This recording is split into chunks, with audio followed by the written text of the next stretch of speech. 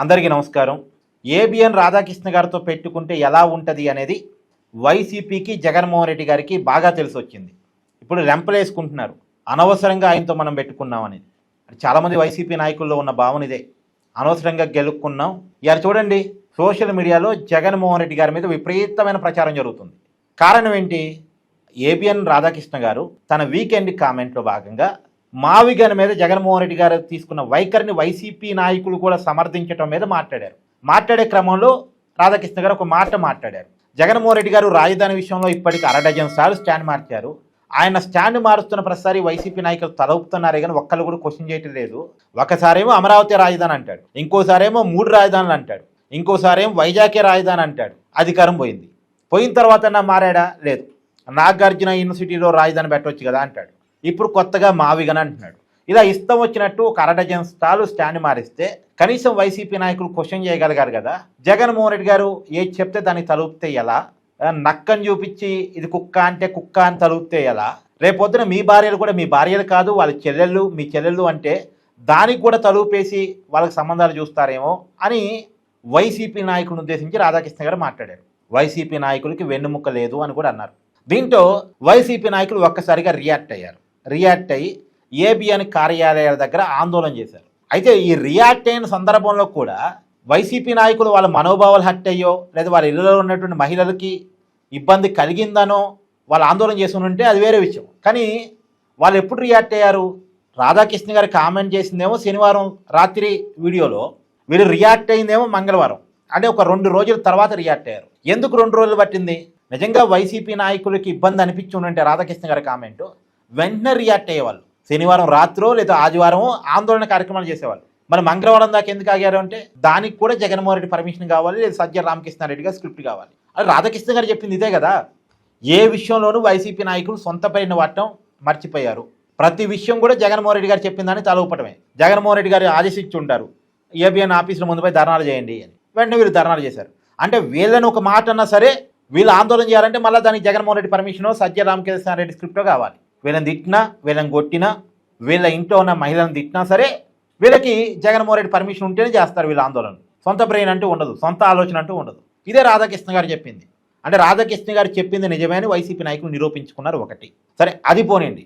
వీళ్ళు ఆందోళన చేయటం వల్ల రాధాకృష్ణ గారు మరొక కామెంట్ చేశారు. జగన్మోహన్ రెడ్డి గారు, మీరు నాతో పెట్టుకుంటున్నారు, మీరు నాతో పెట్టుకుంటే నా దమ్మేంటో చూడాలనుకుంటే నా దమ్మేంటో చాలాసార్లు సందర్భం వచ్చిన ప్రసారం నేను చూపిస్తున్నాను. ఇప్పటికీ 25 సంవత్సరాల క్రితం మీ కుటుంబంలో జరిగిన ఒక దిగ్భ్రాంతికర సంఘటన గురించి నాకు తెలుసు.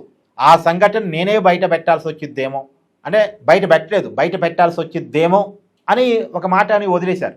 ఎందుకు అంటే వీళ్ళు ఎక్కువగా గెలిగితే నేను బయట పెడతాను అని చెప్పినట్టు. పైగా ఇంకో మాట కూడా అన్నారు, ఇప్పటిదాకా జగన్మోహన్ రెడ్డి గురించి విన్నదానికంటే కూడా పెద్ద విషయం అదే అని చెప్పేసి కూడా అన్నారు. అని ఇప్పటిదాకా చెల్లితో గొడవ, తల్లితో గొడవ, ఆస్తుల కాడి గొడవ ఇవన్నీ మనం చూస్తున్నాం కదా.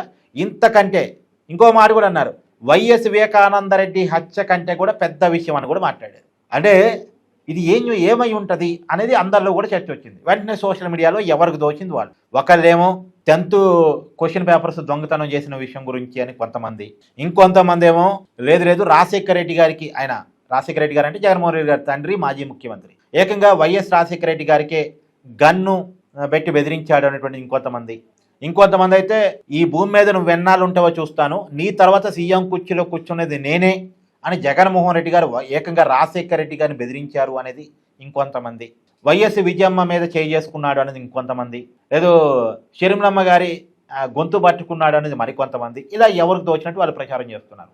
పైగా ఇంకొక రకమైన ప్రచారం కూడా, ఒకప్పుడు గృహహింస కేసు భారతి గారు జగన్మోహన్ రెడ్డి గారి మీద పెట్టారు అని, జగన్మోహన్ రెడ్డి గారు వేధింపులు తాళలేక ఆయన నన్ను వేధిస్తున్నాడు అని చెప్పేసి భారతి గారు 2000 సంవత్సరంలో Panjagutta police station, Hyderabad Panjagutta police స్టేషన్లో కేసు పెట్టారనేటువంటి ప్రచారం కూడా తెర ముందుకు వచ్చింది. ఇవన్నీ నిజాలా కాదు ఎవరికి తెలియదు. ఎందుకంటే 4 గోడల మధ్య జరిగిన విషయాలు మనం ఎట్టా రుజువు చేయగలం? ఇప్పుడైతే భారతి గారు, జగన్ గారు బాగుంటున్నారు కాబట్టి ఈ విషయం మీద నేను వీడియో చేయదలుచుకోవట్లేదు కూడా.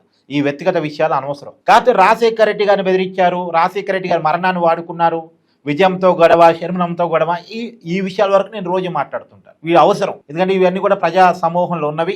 షర్మిలమ్మ రోడ్డు మీదకి వచ్చి మాట్లాడుతున్నారు కాబట్టి, విజయమ్మ రోడ్డు మీదకి వచ్చి మాట్లాడుతున్నారు కాబట్టి, బహిరంగ లేఖ రాస్తున్నారు కాబట్టి, వైఎస్ రాజశేఖర రెడ్డి గారు పబ్లిక్ ప్రాపర్టీ కాబట్టి, అంటే ఆయన మాజీ ముఖ్యమంత్రి మనందరికీ కాబట్టి, వాళ్ళ ఈ విషయాలు మాట్లాడచ్చు. పబ్లిక్ ఫోరంలో ఉన్న విషయాలు, పబ్లిక్ అవసరమైన విషయాలు మనం మాట్లాడచ్చు.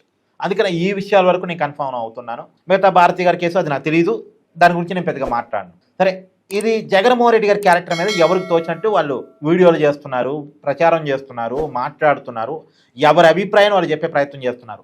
రాధాకృష్ణ గారు చెప్పదలుచుకున్న సీక్రెట్ ఇదేనా అని 25 ఏళ్ల క్రితం జరిగిన ఒక దిగ్భ్రాంతికర సంఘటన అనేది రాధాకృష్ణ గారు చెప్పారు. ఆ 25 ఏళ్ల క్రితం ఏం జరిగింది అన్న దాని మీద ఎవరికి దోచినట్టు వాళ్ళు చెప్తున్నారు. పైగా ఒక విషయం మాత్రం చాలా క్లారిటీ వస్తుంది. రాజశేఖర రెడ్డి గారితో జగన్మోహన్ రెడ్డి గారికి తగాదులు ఉండేవి. నిన్న మన ఇంటర్వ్యూలో తులసిరెడ్డి గారు కూడా ఈ విషయాన్ని ఒప్పుకున్నారు. మిగతా విషయాలు పక్కన పెడితే ఈ విషయాన్ని అయితే రాజశేఖర రెడ్డి గారికి జగన్మోహన్ రెడ్డి గారికి తగాదులు ఉండేయని, విజయమ్మ గారికి షర్మిల గారికి తో జగన్మోహన్ రెడ్డి గారికి తగాదులు ఉన్నాయని మనం చూస్తున్నాం. వివేకానంద రెడ్డి కుటుంబంలో తగాదు ఉందనేది మనం చూస్తున్నాం. రాజశేఖర రెడ్డి గారితో కూడా తగాదు ఉందని ఇప్పుడు మనం కొత్తగా తెలుసుకున్నాం. ఇవన్నీ ఎలా తెలిసాయి? రాధాకృష్ణ గారితో గెలుక్కోవటం వల్ల బయటకు వచ్చాయి. రాధాకృష్ణ గారితో గెలుక్కోవటం వల్ల ఆయన ఒక మాటను వదిలేశారు. ఆయన ఏం చెప్పలే, అలా చెప్పి చెప్పనట్టుగా ఒక మాటను వదిలేశారు. వెంటనే జగన్మోహన్ రెడ్డి గురించి రకరకాల చర్చలు. ఈ చర్చల వల్ల ఏమైంది? జగన్మోహన్ రెడ్డి గారి క్యారెక్టర్ పూర్తిగా నెగిటివ్ అయిపోయింది. జగన్మోహన్ రెడ్డి గారి గురించి, ఆయన క్యారెక్టర్ గురించి తెలియని వాళ్ళకి కూడా తెలిసిపోయే పరిస్థితి. ఇదంతా ఎందుకు వచ్చింది? ఏబిఎన్ కార్యాలయ దగ్గర వచ్చి ఆందోళన చేయడం కాదు వచ్చింది. వీళ్ళు ఆందోళన చేయకపోతే ఆయన ఆ మాట మాట్లాడిపోయేవాడు. ఆయన ఆ మాట మాట్లాడకపోయి ఉంటే ఇన్ని రకాల ప్రచారాలు వచ్చాయి కావు.